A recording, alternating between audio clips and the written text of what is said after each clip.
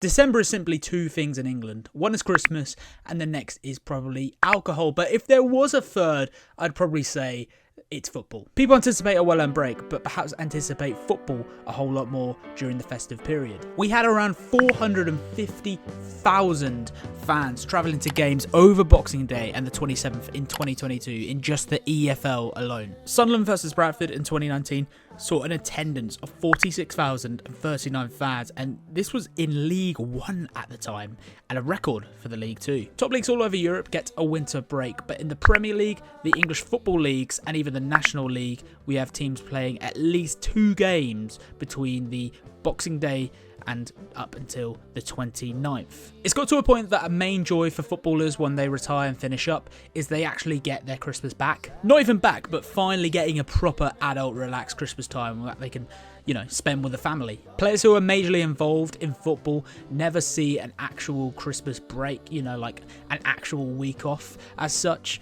From the age of 17 all the way up to their mid-30s, it pretty much consists of football. Christmas Day is a day to have off, without a doubt, but they only really get half the day off, or even 3/4 of the day, as a lot of the players then have to travel that same night to get to a hotel if they are playing a long distance away game somewhere in the country. It's draining for them, but it's a very demanding period of the footballing window. And the thing is as well, we all watch it. Boxing Day football may as well be known as an actual tradition in this country now. In general, the Christmas period is known for spending it with your family, but with the amount of days off that people have on average, there is so much free time to absorb sport, and they know that as well. This is the start of Netflix and NFL starting a new tradition for the whole world to see. Seeing sports actually being played on Christmas Day, throwing it in our faces during this period, it's just the norm for us football fans now in England. But I really can't help to think that this Netflix and NFL collaboration that we're seeing here is simply there to try and compete with the English market and how much with football we're getting over the Christmas period. After all, it is hugely successful over here, and the amount of live games we get over this next week is incredible. But what gave football the right to take up Christmas jam-packed full of fixtures in the first place? Well, it goes back to why we have Boxing Day. Charles Dickens made this day fashionable, and what is a public holiday to this very day, to use the 26th of December as a day for the rich to box up gifts for the poor of their own, and servants who would not normally get a day off actually do get a day off too. Traditionally, that is what it's known as anyway. Through the 90s, football was getting bigger and bigger through the whole decade, and obviously to the modern day, we've got an actual gigantic sport and industry now. But with the time off available over the Christmas period and actual Boxing Day itself, back in the day it was seen as a great opportunity to get some football matches being played. Football has been the #1 sport in this country for over 100 years now. At one point we actually had football games being played on Christmas Day, but that was put to a stop in 1965. But like I said, football is a priority, and it still is to this very day. Not just for the FA, but for the fans. We will put the family time on hold on Boxing Day to travel miles on end to see our team lose 10-1 away from home, which is what Ipswich fans did in that iconic Boxing Day 1963 footballing schedule window. I've done a poll on my Twitter recently asking what appeals to people over the Christmas break, and used these choices for the poll. And yes, the major part of the followers I have all like football. But it is so interesting to see the outcome from this poll. People from this country genuinely do see Christmas week as, yes, a time to be with your family and spend time with them, but it is a golden opportunity to take on a lot of this footballing action. And I do think there's a huge amount of demand for football games to be put on during this week. The amount of games fans get to go to, but also the huge amount of games that fans get to watch live on TV. And I do genuinely think if the demand doesn't go, then we will always have this busy and hectic footballing schedule. A congested amount of fixtures is simply because the fans have an appetite to watch these games. There's a high demand there, and because of that high demand, we are seeing new projects like this every so often get into the spotlight. But something that I can see coming into the spotlight is players actually just putting a pause on things, you know, getting involved and putting a stop to these heavily congested fixtures. Just asking the Football Association and these leagues that are involved, the chairmen of these leagues that are involved, and going,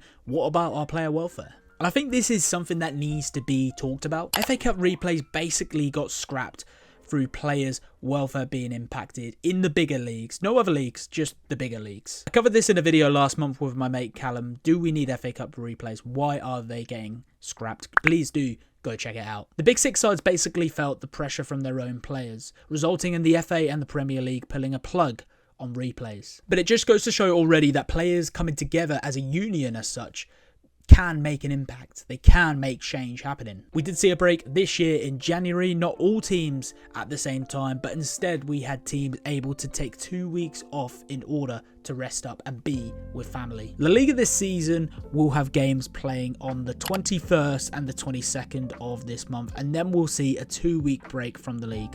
It gives players time in order to be with family. Bundesliga actually get 3 weeks off, so they won't return back to the league until the 10th of January, with the first game being back Borussia Dortmund versus Bayer Leverkusen. So why is it not a thing in England then? This season things did have to start on time, no earlier or later, and this is simply because of the Copa America and the Euros taking place this summer. We now then have January coming up with the UEFA fixtures plastered in there, and due to the new format it means more games being played, which will be in the last 2 weeks of January. So no 2-week break whatsoever, but the Premier League has eased the schedule a little to allow Premier League clubs to have at least 60 hours between game weeks 18 and 19. Take Chelsea for example. They'll play on Boxing Day against Fulham at 3 o'clock, and just to make things easier, let's say they finish at 5 o'clock. Their next game isn't until the 30th against Ipswich Town at 7:45. And if we round it off to a nice figure, it leaves them with 98 hours and 45 minutes of no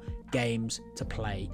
Nicely compensated and gifted from the Premier League. So the Premier League get what they want. It isn't exactly a 2-week break like La Liga or a 3-week break like the Bundesliga, but it is compensated time that they can spend and certainly rest. But it's an awful effort of trying to attempt giving them a break. And surely this will mean all leagues in England will be the same as well, right?